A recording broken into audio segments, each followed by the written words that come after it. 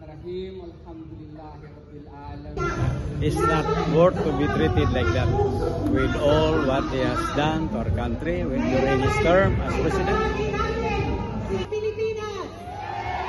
Ibalik si Tatay Digong sa Pilipinas! May your grace, mercy, blessings, and love be upon all Filipinos. Nandito po ako, sumusuporta po ako sa dating Presidente Duterte dahil maganda naman pong ginawa niya sa bayan natin. Opo, maganda pong ginawa niya sa bayan natin. Marami pong mga natulungan na mamamayan, lalo na mga mamahirap. At saka nung panahon ng pandemic, marami po siyang tinulungan panahon ng pandemic.